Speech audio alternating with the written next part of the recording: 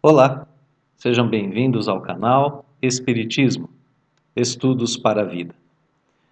Nós continuamos a nossa série de estudos estudando o Evangelho segundo o Espiritismo.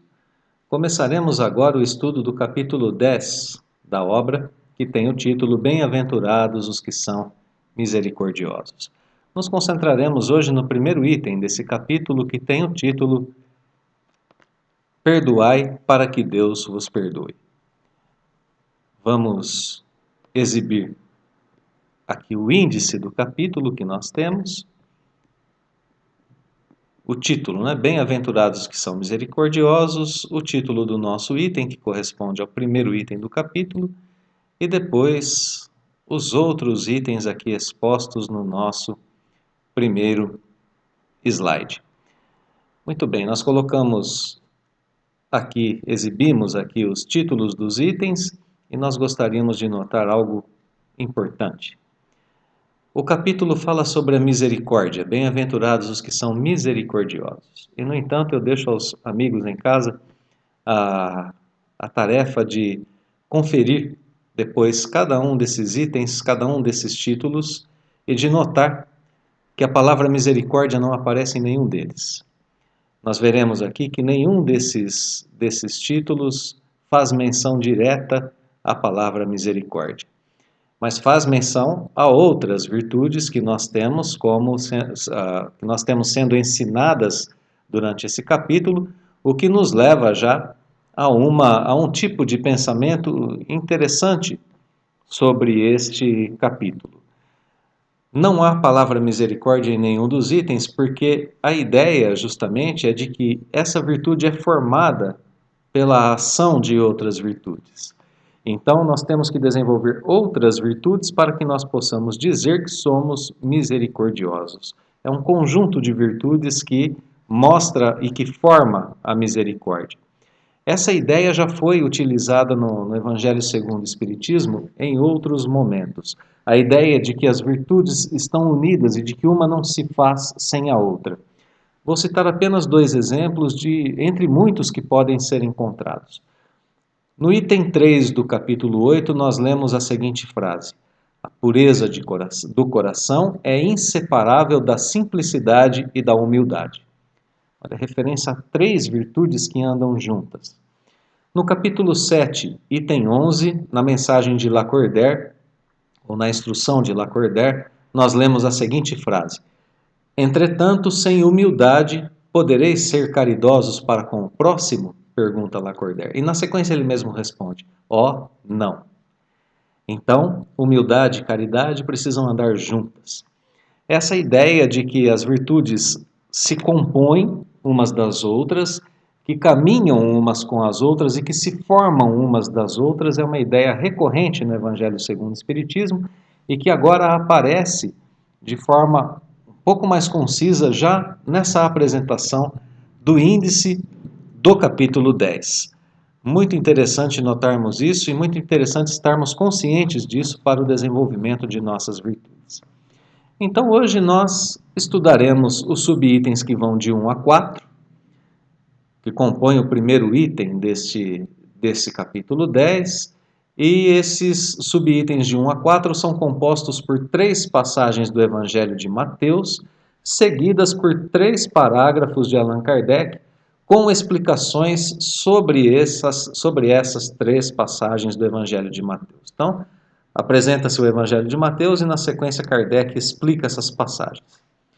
Em resumo, nós podemos dizer que aqui estudaremos uma apresentação geral da misericórdia, relacionando-a com as virtudes também do capítulo anterior, que nós estudamos, a brandura e a pacificidade, relacionando-as com as virtudes do capítulo anterior e com o perdão e a caridade. Então, nós veremos a misericórdia se formando em meio a essas virtudes. Temos também aqui, nesse item, os efeitos da misericórdia para a nossa relação com Deus e para a nossa relação para com o próximo. E chegamos à conclusão de que ela é uma virtude que nos liberta do mal. Então, em resumo, é isso que o item nos traz, é isso que o item nos apresenta, essa apresentação, não é? Mais uma vez, retomando. Geral do que é a misericórdia, o seu relacionamento com as virtudes brandura, pacificidade, perdão e caridade, e os efeitos dela em nossa relação para com Deus e para com o próximo. E concluímos que ela é uma virtude que nos liberta do mal, portanto, uma virtude de liberdade para todos nós. Bem, sendo assim, tendo apresentado esse resumo, vamos falar um pouquinho ainda do aspecto de continuidade da obra. E ele é muito simples. No capítulo anterior estudamos brandura e pacificidade, como já o dissemos. Agora nós veremos que a misericórdia será apresentada como complemento dessas duas virtudes.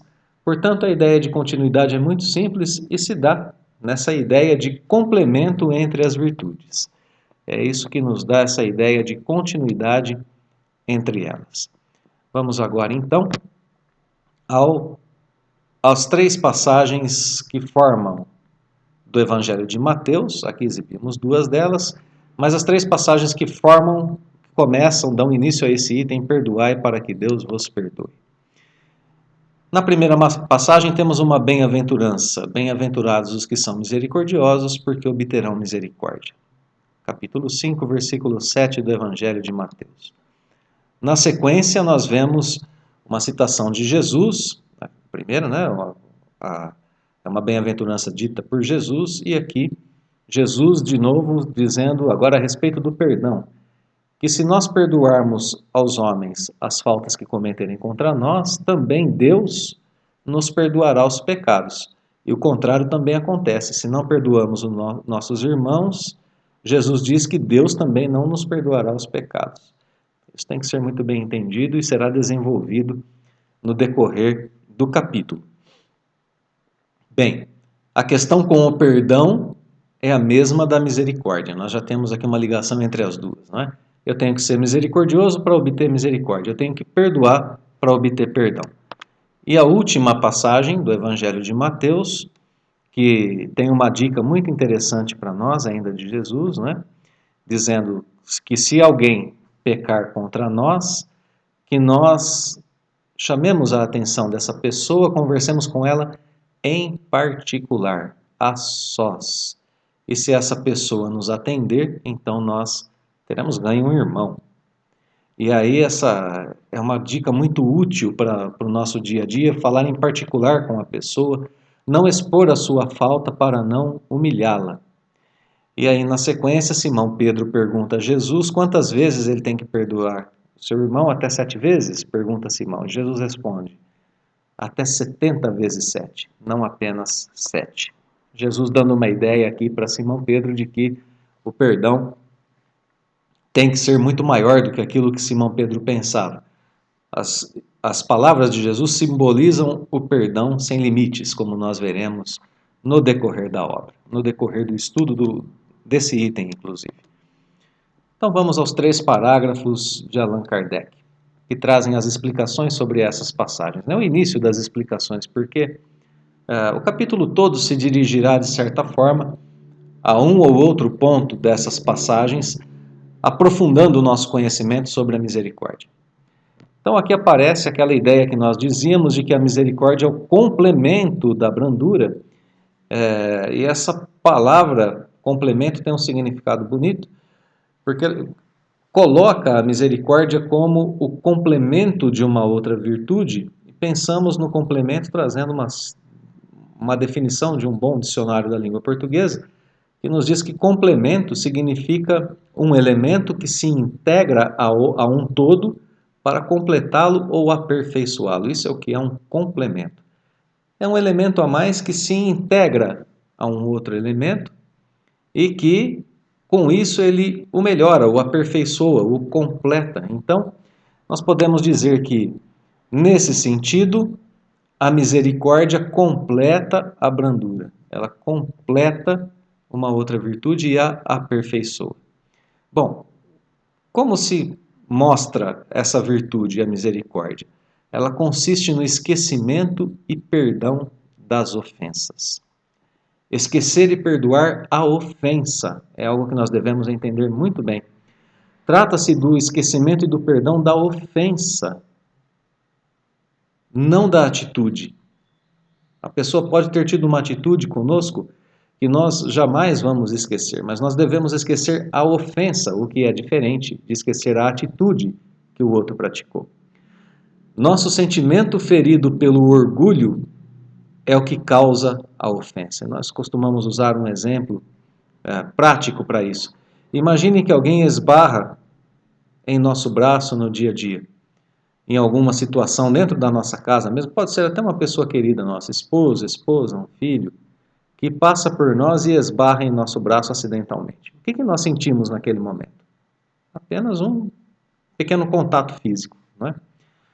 Bem, imaginemos que essa mesma circunstância se dê, mas que nós estejamos com uma ferida em nosso braço, justamente naquele local onde a pessoa esbarrou. Aí nós sentimos dor.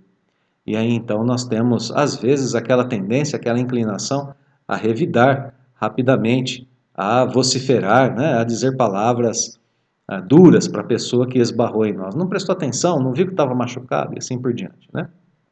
Porque doeu, porque nos causou dor. Muito bem. Com a ofensa é o mesmo. As pessoas às vezes agem de forma que tocam em pontos da nossa alma que estão feridos. E a ferida se chama orgulho. E quando a pessoa toca nessa ferida, nós nos sentimos ofendidos.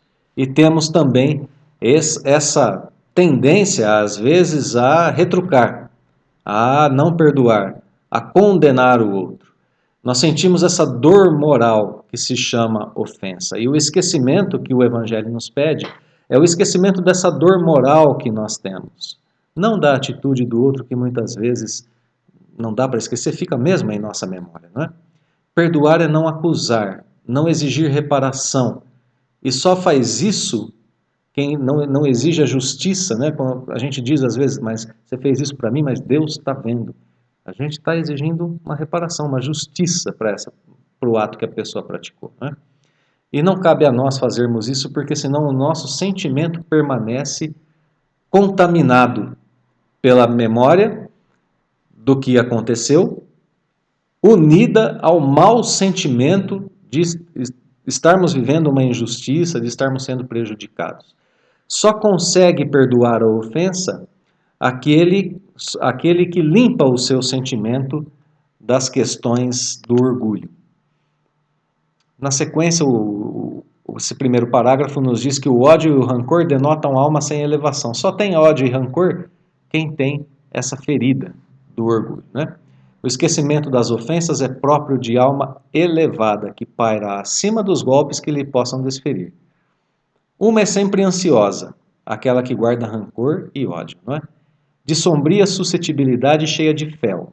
A outra, essa alma que é elevada, é calma, mansa e caridosa. Bem, então, aqui nós temos a diferença nesse parágrafo ainda entre uma alma elevada e uma alma sem elevação. E essa diferença se dá justamente na sua capacidade de esquecer a ofensa. Sendo assim, o nosso dever é treinar esse esquecimento para nos elevarmos cada vez mais. Eis o caminho para sermos um pouco menos ansiosos, menos suscetíveis às circunstâncias da vida que deixam de comandar as nossas atitudes e um pouco menos amargos. Vamos ao segundo parágrafo desse subitem 4. Aqui, nesse segundo parágrafo, nós temos duas explicações que estão ao pé da letra, duas explicações daquelas passagens do Evangelho segundo o Espiritismo que nada mais são do que uma releitura ao pé da letra do que Jesus disse, né? Aquele que diz nunca perdoarei, esse, se não for condenado pelos próprios homens aqui na terra mesmo, né, por não perdoar nunca, será condenado por Deus, como nós vimos na passagem do Novo Testamento do Evangelho de Mateus. Segue Kardec dizendo que essa pessoa não tem direito de reclamar o perdão de suas próprias faltas, se não perdoa as dos outros, porque afinal de contas aqui na terra todo mundo erra. Jesus ensina que a misericórdia não deve ter limites. Aqui é outra explicação, não é? A explicação dos 70 vezes 7. Quando diz que cada um perdoe seu irmão, 70 vezes 7. É isso que significa aquela passagem. Então, o primeiro significado encontrado aqui. Para termos o perdão, devemos aprender a perdoar. Essa é uma regra geral que deve reger a nossa sociedade. Quanto seremos misericordiosos na medida em que estaremos perdoando? Aqui o que nós lemos nesse parágrafo é a lei de relação entre os homens. É ela que deve ser orientada pelo perdão. A relação entre os homens deve ser orientada pela conduta de perdão e misericórdia. Agindo assim, os homens obtêm, por sua vez, o perdão de Deus. Se eu perdoo a quem me ofende, Deus também perdoa as minhas ofensas à sua lei, pois sabe que a minha natureza, que a minha índole não deseja o mal e sequer a perpetuação do mal, porque quando eu exijo às vezes justiça, o meu senso de justiça exige mais do que o que realmente a pessoa deve. Então eu perpetuo o mal a cobrar demais. Então Deus reconhece na minha natureza uma boa índole, que não deseja o mal, pelo contrário, que é capaz de sempre buscar o bem, mesmo nas ações equivocadas dos outros. Bem, assim é que, pouco a pouco, a sociedade humana vai praticando esse perdão sem limites. Então vamos ao nosso terceiro e último parágrafo desse item, que nós dividimos em 3 partes para facilitar um pouquinho a nossa compreensão. E vamos vendo aqui, já que nessa primeira parte do terceiro parágrafo, nós lemos que existem 2 maneiras bem diferentes de perdoar. A primeira é grande, nobre, verdadeiramente generosa e sem pensamento oculto, que evita com delicadeza ferir o amor próprio e a suscetibilidade do adversário, da pessoa que nos causou ofensa, não é? Ainda quando este último nenhuma justificativa possa ter, mesmo que ele fez algo contra nós e não tenha justificativa para isso. A segunda forma é a em que o ofendido, ou aquele que tal se julga, porque muitas vezes, né, nem fomos, né, a pessoa nem teve essa intenção de nos ofender. A segunda forma é essa que impõe ao outro condições humilhantes e faz ele sentir um peso de um perdão que irrita em vez de acalmar. Se tenta ajudar o ofensor, não faz com benevolência, mas com ostentação. Olha que coisa ruim, não é? De se viver. A fim de poder dizer a toda a gente, vede como sou generoso. Então, nessa primeira parte, nós temos as 2 maneiras de perdoar.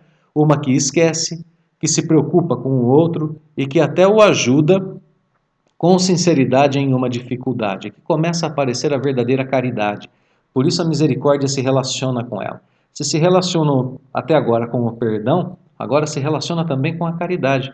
Misericordioso é aquele que ajuda o outro, mesmo aquele que o ofendeu em algum momento. Esqueceu a ofensa, portanto está disposto a ajudá-lo. A segunda forma é o contrário dessa, né? A segunda forma de perdão é contrária a essa, é aquela que impõe ao outro condições humilhantes. Nós dizemos às vezes, e ouvimos dizer, eu perdoo, mas não quero ver nem pintado de ouro mais na minha frente.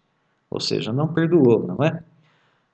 Dessa forma, está sendo feita essa segunda forma de perdão, que se ajuda, humilha e que não é feito com benevolência, mas com ostentação, não para ajudar de fato, mas para ser reconhecido pelos outros. E aqui então não há caridade, não há perdão, não há virtude alguma, não é? A atitude de uma pessoa que está ainda rancorosa. Na segunda parte, que nós pusemos no parágrafo, as consequências disso, pois afinal de contas é impossível se reconciliar quando se age dessa forma. Por quê? Porque não há aí generosidade. Veja de novo, a misericórdia se relacionando com outra virtude, generosidade. Há apenas uma forma de satisfazer o orgulho. Encontramos aqui a ferida a qual nós nos referimos anteriormente. O orgulho foi ferido, precisa ser de certa forma curado e nós começamos a agir de forma equivocada, humilhando o outro e exigindo reparações para além do que o outro realmente deveria nos mostrar. Conclusão do parágrafo e do item. Em toda contenda, aquele que se mostra mais conciliador, que demonstra mais desinteresse, caridade e verdadeira grandeza da alma, granjeará, conquistará, não é? Sempre simpatia das pessoas imparciais. Bem, nós vamos concluir então o nosso estudo dizendo que aquele que se mostra mais conciliador e desinteressado, caridoso mesmo, contará sempre com a simpatia das pessoas imparciais. Isso porque a afinidade entre eles se faz justamente na inclinação que possuem em serem pacíficos, brandos, em se esforçarem ao máximo para perdoar. Então essas pessoas têm afinidade umas com as outras, se reconhecem e se apoiam. E assim nós podemos ver a consequência final aqui do nosso item, quando nós vemos que existe a união das pessoas em relação ao bem. Isso é o que muda o nosso mundo, isso é o que muda a convivência entre os homens. Quando a maioria dos homens agir assim, estaremos em um mundo no qual muito mais facilmente viveremos as nossas relações com o próximo, sabendo que até podemos errar, tendo consciência, de que todos nós até poderemos errar. Mas que se isso acontecer, ao invés do julgamento, da reprovação, da condenação e até do isolamento que nós propomos às pessoas que erram, nós seremos, ao contrário disso, compreendidos e ajudados. E isso faz tudo ser diferente entre os homens. É assim que a humanidade progride em conjunto, em sociedade. Portanto, agora nós vimos aqui que, se acontece essa relação entre os homens, Deus a reconhece. E também Deus, que sempre nos perdoa, perdoa as faltas íntimas, individuais de cada um e as faltas coletivas da humanidade, reconhecendo que há progresso aqui entre nós, fazendo às vezes de nossas provas e expiações um pouco menos densas, um pouco menos duras, para que pois nós já estamos no caminho do aprendizado. Assim, é que essa virtude que nós estudamos, chamada misericórdia, leva à liberdade em relação ao mal. Em relação ao mal que eu pratico em primeira instância, porque ele é perdoado por Deus. É perdoado inclusive por mim mesmo. O auto-perdão é algo que precisa ser também pensado, né? Claro que o perdão se pensa em relação à atitude do outro, mas ele deve ser praticado para comigo mesmo também.